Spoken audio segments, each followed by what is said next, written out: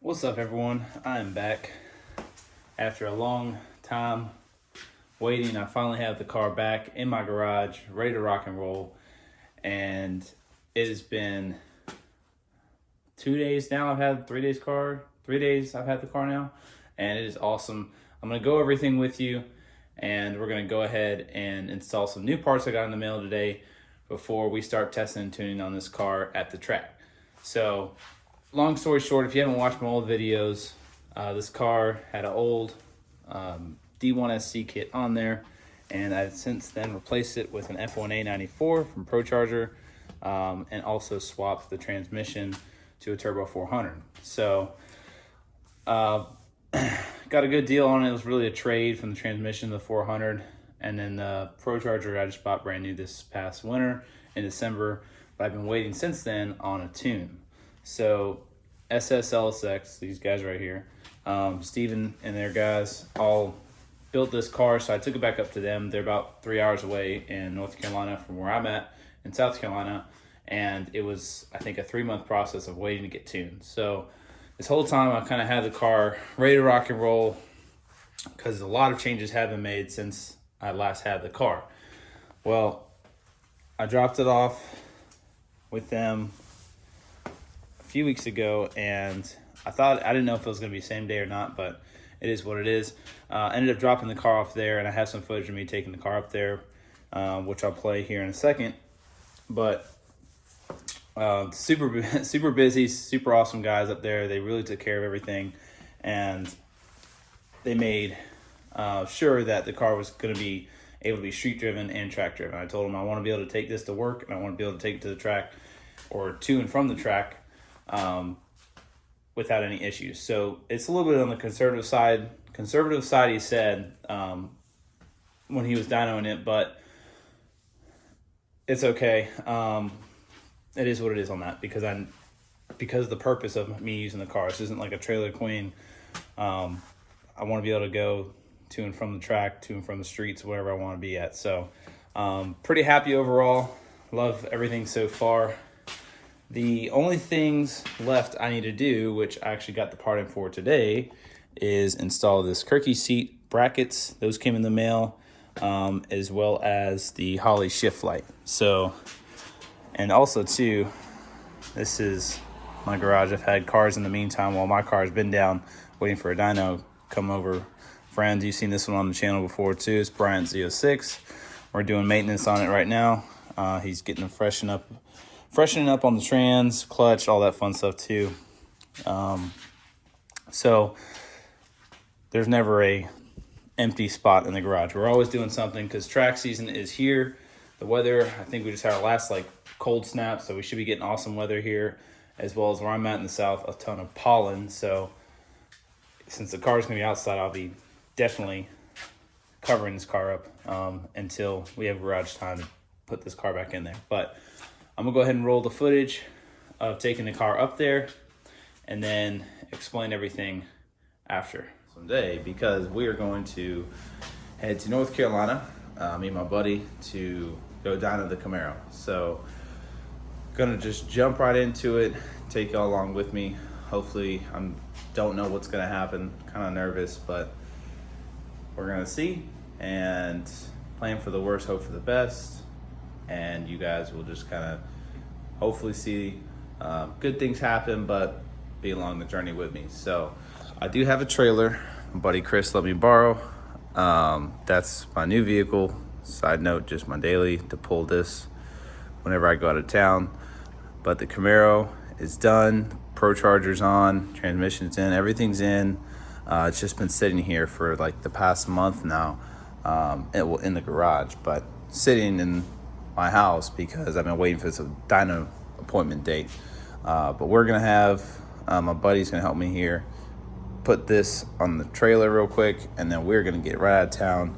It's super early in the morning. We have a long drive, almost 4-hour drive to North Carolina in Concord to SSLSX. So I'm gonna set the camera down because he's about to pull up and we're gonna get this thing on the trailer and go and hit the road.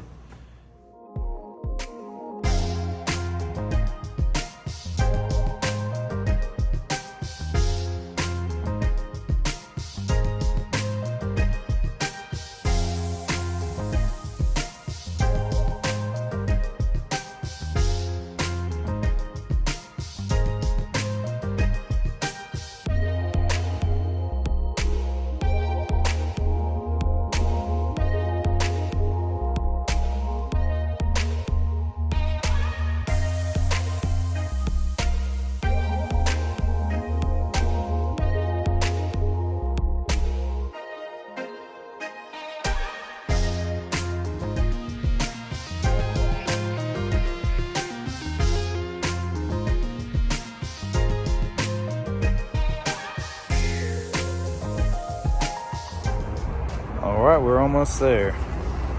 Last little rest stop, and then we're gonna unload the old Camaro.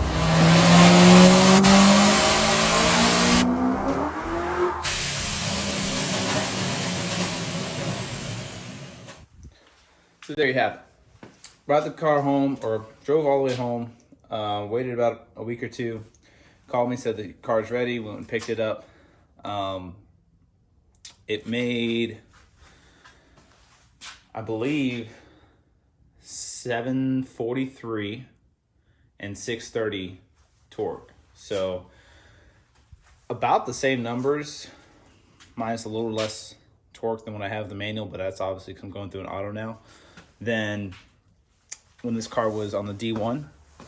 But obviously this car is going to be a lot faster now. I have trans brakes, a lot more durable, and a lot more potential for more power whenever I switch. So when I switch to E85, that's what I mean when I say by switch. That's when I can make all the boost, not run out of fueling like this is set up right now, and really try to get closer. I would say between 900-ish, 1,000-ish maybe. But before we do that, I want to figure out where this car is at, its full potential, learn its everything about the setup now, because my mind is still in stick shift driving. So leaving off the line, slipping the clutch, all those body mechanics, I have to retrain now. But it's all good. Everything else is pretty much still the same. I'll go ahead. If you haven't seen the video so far on doing this swap, go look at the other videos if you're curious about it. But I'll go ahead and show you the setup for those maybe who are new, haven't seen this before. The only other thing too, he said when he was working on it, was it did have that meth leak, which is resolved now, which I'm super happy about. It had a leaky washer, I believe. Something he had to tighten up, and then he ended up rerouting this line. This was underneath the throttle body, but he said it was a little bit too tight for his comfort, so he just rerouted it to come straight down here. And boom, we have twin meth nozzles now. There is the new F1 A94. I am on a 4-inch pulley. I did buy a 4.5-inch pulley because I thought this was going to be too much for the fuel system that I have, but he said that actually this was perfect for what I have fueling wise. I did redo the catch can, and I have a breather on there. That's like the third time, and hopefully the final time. I bought just a $12 adapter instead of oil, where you normally put your oil in right here. It has an adapter now. The 10-inch AN fitting at 45s right here. It has a T right there that goes into the valley right there. And then I have it running down, straight down right here. Hopefully you can see that, to this bracket. I made this bracket out of just some aluminum, and then it has a breather up top above it. And there is a little valve right there that whenever I'm ready, I can just open it up, let it drip out, and then tighten it back up. So yeah, just a little maintenance stuff here and there I've done, waiting for it to get tuned. For now, I do have the two-step disconnected. The breather, that was from the old kit when I was trying to save it. I need to ditch that. Stuff like that. But yeah, made, I said 740 and 630 on torque. And also too, on the testing, I did a little bit last night, a few hits just to kind of get used to it, and they were really sloppy on a terrible road, but I'll put that footage in here in a second. But I am noticing too, on these Weld Belmonts, the 17 by 10s, if you look right on the lower control arm, that shiny spot in the lip of the wheel is actually hitting the lower control arm, right by that bolt. So I need to shave that down a little bit. So that'll stop obviously doing that. And then I can clean that up with some paint so you don't see that. But I learned that last night when I was turning around. It was just sitting there, I guess. It's only when I turned, it was barely hitting the lip of the wheel. I thought it was maybe a wheel weight, but it wasn't. So, yeah. So game plan for today is put in the Kirky brackets and install the Kirky seat for the driver's side, and then also install the Holley shift light, which will involve me driving it because you have to program it. And then she'll be pretty much ready to roll. So I'm super pumped. I'm sorry I haven't had much videos. I've worked on 2 Z65 since I've been gone. I've done, I moved jobs, sites. I bought this, so I chunked the, side note, I chunked this, or not this, I chunked the truck I was driving daily because I needed a tow pig for when I go out of town with this. My buddy Chris let me use a trailer, but I needed a vehicle, so I bought a Tahoe. Just like crazy life things, you know. Good things, but staying busy, nevertheless. So there you go. I didn't want to go into super detail about the whole dynoing thing. I'm going to try to get a video. I might have it, might not. He said he did take one from him. He's just super busy of it on the dyno, because I know you guys like to see that. But he said the stall, main thing is the stall needs to probably be replaced, and I'm looking for recommendations. I've heard so many different, you know, yank converters. Mine probably one I'm leaning towards, I should say, is the Circle D's. I've heard really good stuff about Circle D and their customer service. But this stall works. I want to put it on the track a couple times and see how well it works with the car as it is now. I think it's a 3200 stall, which we'll have videos and test sessions on that coming up here soon. But it's hard to tell on a street how a stall really is gonna flash and do those things. So I really can't say for sure this stall is for my car. It doesn't feel like it from just doing little sessions I did last night. It doesn't feel as loose as it needs to be off the line. But like I said, I really just need to do some data logging, and here's y'all's opinions if you have something similar like this. But it only made 14 pounds of boost on my fuel system, and on that pulley, and this setup, which is a 416 LS3 with 93 twin meth, a booster pump for the factory ZL1 fuel pump upgrade, and an external DSX pump. So I would definitely say that's max effort, 93. The fuel injectors are FIC 1200s. Those are fine for now, but once I go to E85, I'll probably do some Bosch 220s, or 210s, I mean. And a full 4 triple fuel system, dual or triple pump fuel system next go around. But for now, we've done enough, spent enough. It's time to see how this car is going to do this year. I'm super pumped about it. I'm praying and hoping that, like Bryant's, my diff and axles hang in there for this year at least. If not, of course, I'm going to bite the bullet and have to track down a ZL1 diff and axles and pop them in there. It's a really niche market and it's hard to find them at all right now.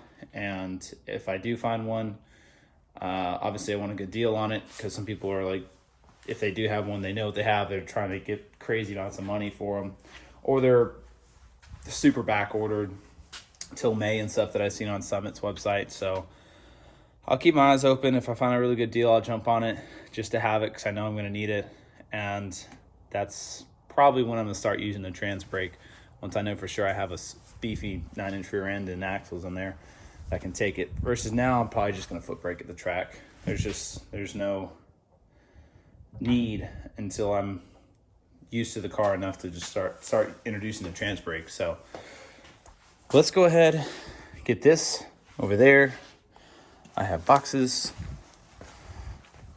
My favorite thing to come home to, you car guys, when you have car boxes on your front porch. Those are just spark plugs, but there's my brackets I need. We're gonna get this old one out and mock up the new brackets and make sure everything lines up.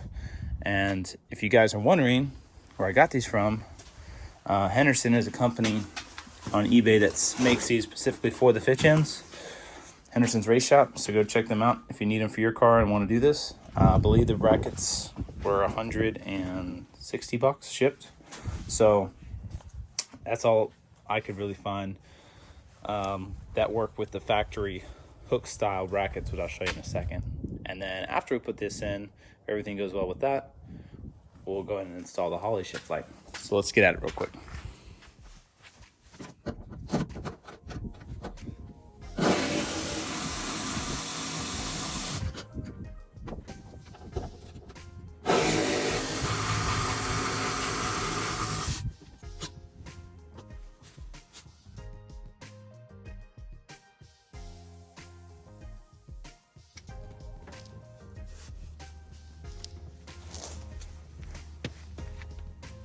Alright, so we just test fitting the brackets here.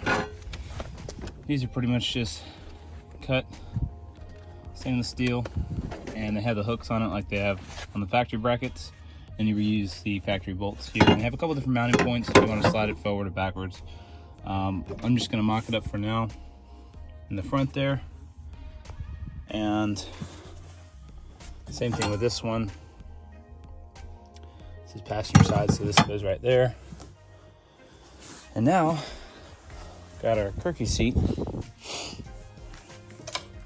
with its brackets on it. And let's take this off.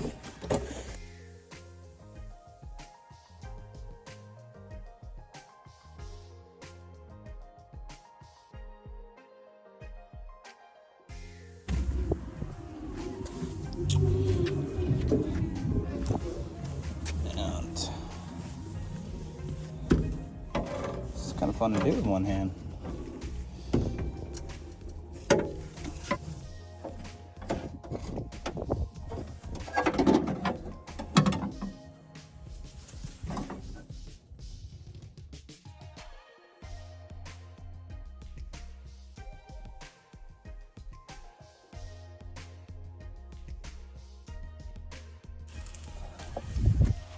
Try to figure out these are gonna work kind of like that, maybe, or maybe I don't need the brackets at all. All right, this did come out of the Fox body, so just a couple trial and errors. Might pretty much mock the seat up inside the car with the brackets on, no brackets, and stuck a Sharpie underneath there and put a dot on here, and then took it outside of the car, got one dot on there, and then replicated my other dot right there. Now what we're gonna do is find out what size hole that is, drill 1, 2, 3, 4 holes, and we should be done. Put it back in, test fit it. I have it sitting pretty well for me personally, but if I need to notch it back one, I can go, looks to be about 1 inch either way, forward or backwards. So we'll put it in, test fit it.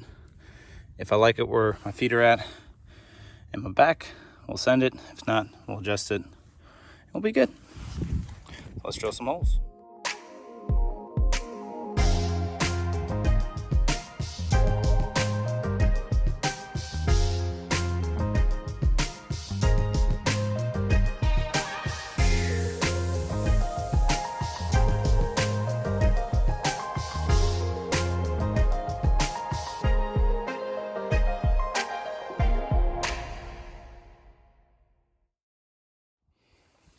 All right, she's mocked up, not all the way bolted down, but I mean, she's sturdy. I just got to put the other 2 bolts in and we'll be good to go.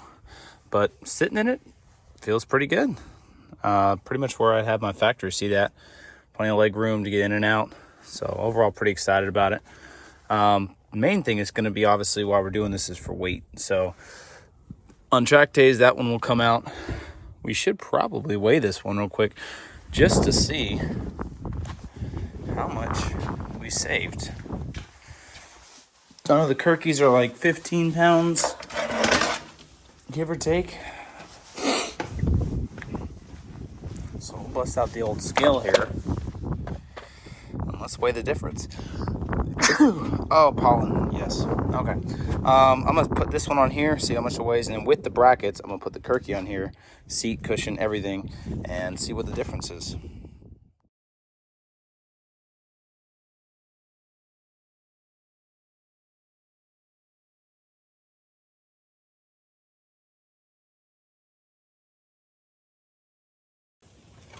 All right. So for this one, the factory seat.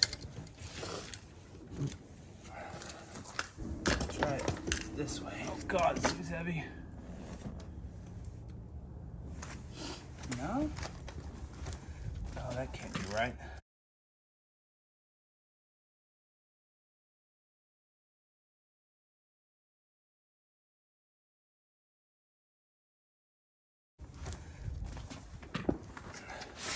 Let's try this corner.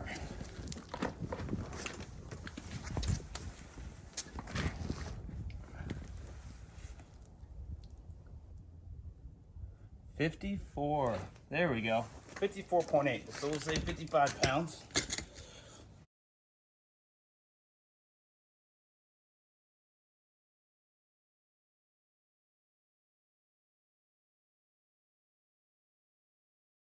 Turkey on there. And see the difference of it. Let's see here. How should I do this? Okay, so between just having this seat in the car total without this seat or the factory seat and the passenger seat is going to be 90 pounds of actual weight I'm just going to be losing just off seats. That's insane.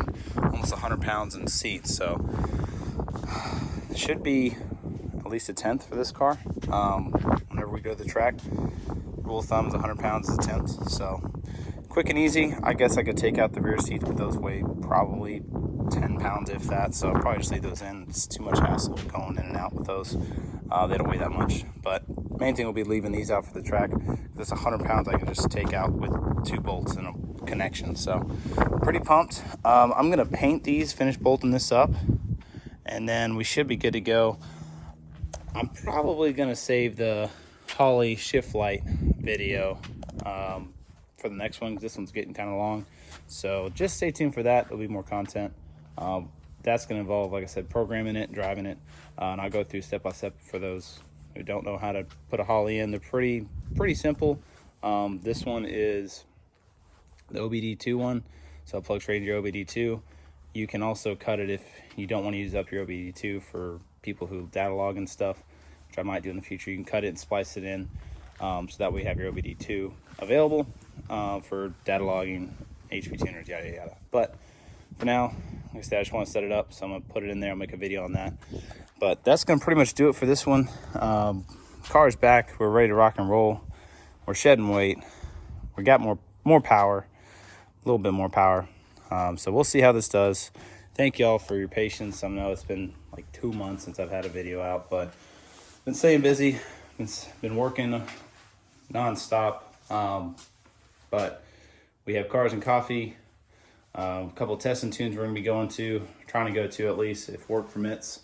And then Streetcar Takeover in Rockingham is coming up here end of next month. So we'll have a couple times, test sessions to do stuff at the track. If everything stays together, we'll be good to go. And we'll have plenty of content coming ahead. So stay tuned. Thank y'all for waiting. And I will see y'all on the next one. Peace.